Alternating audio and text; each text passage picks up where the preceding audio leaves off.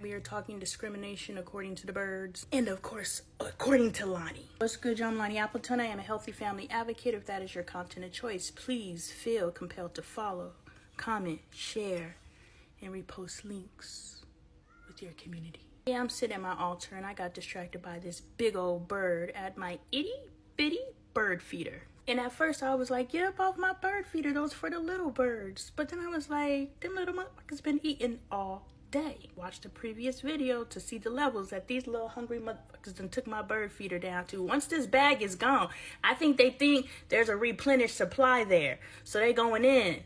But what the truth is, once this bag is gone, these motherfuckers gonna be hard pressed, so they might want to ration. We don't ration over here because we don't think in scarcity mentality. Eat them goddamn seeds. Anyway, so this big bird, this is my second Sesame Street reference. What the hell is going on? Anyway, so this big bird pulls up and I'm like, not for you.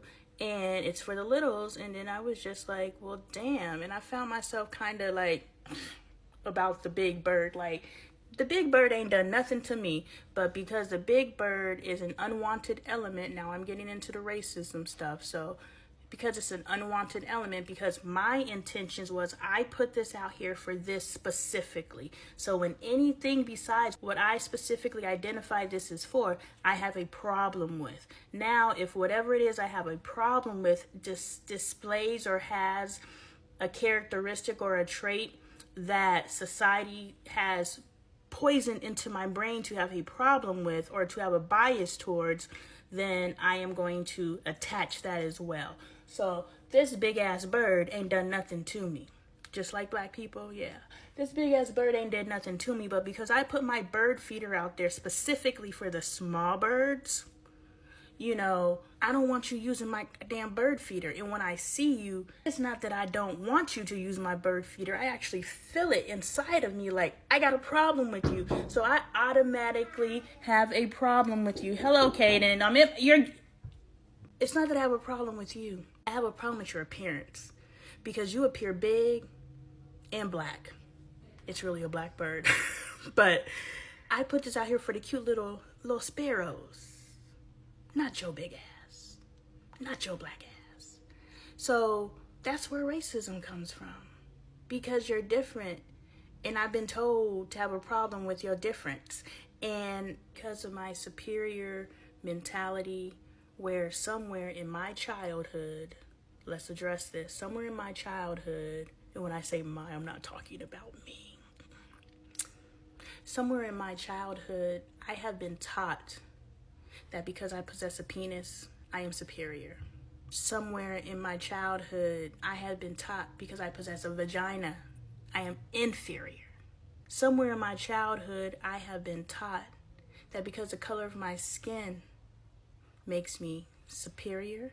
And somewhere in my childhood, I have been taught that the color of my skin somehow makes me inferior. And so, even though I don't necessarily believe that, I don't live my life that way. My neighbor is white.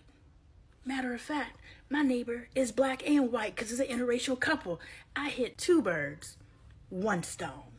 Boom. Even though I don't live my life like I have a problem with you because of the way that I was raised, even if it wasn't in my household, society told me to have a problem with you.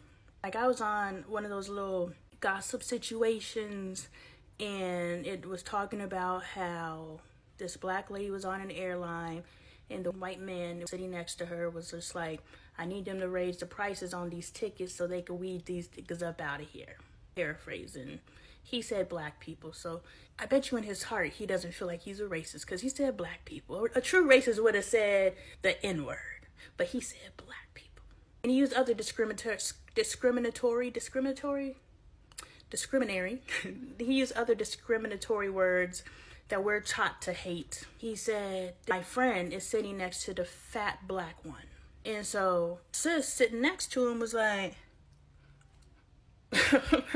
just want to let you know you're disgusting. And he's like, what did I do? And she was like, I was rubbernecking and I read your shit. I got a problem with it. I don't know, sidebar, I don't know where I stand on that. Where do you stand? Like, when can somebody have a private moment? When can someone speak their truth? There's a lot of stuff that I say to my husband that I will never say to you guys. Isn't everyone allowed that space? Everyone should be allowed that peace? I should be allowed to hold thoughts and ideas that are not popular. As long as I'm not publicizing them, what the fuck is the problem? As long as I'm not acting discriminatory when I go into the world, what the fuck is the problem? I think it's really silly how people can't even in their private space be honest. And I understand the subject matter was discriminatory, discrimination, all the discrims. I understand that. But does that give someone the right to violate somebody else's privacy? Because if I want to pop my I should be able to pop my without worrying about the next chick next to me reading over my shoulder and seeing what's going on, even if it's a happen over glance. Oh my God, is that an eggplant? You know, even in that, I don't know what I would do in that situation. I'm not saying she's right. I'm not saying she's wrong. I just don't know what I would do in that situation. He wasn't using any racial slurs. He did refer to old girl as fat, which is insensitive. But that's the insensitivity we're taught, to be discriminative, right? I'm tired altogether. You know, I put a nice little bow on everything. But what did he do wrong? Because the same sis who called him out, and I ain't gonna put a life on her, but I'm sure she at some point sent some messages to other people that she would rather other people not see. And that's with leaking stuff. Like, why are we exposing people? So what I'm saying is I felt something inside of me against a bird because the feeder that I put out there was not intended for it. And when I felt those feelings, I said, no, the feeder's for the sparrows. And then it made me think, God damn, you discriminating against birds, Lonnie? What other discriminatory behaviors do you hold? And we all hold them.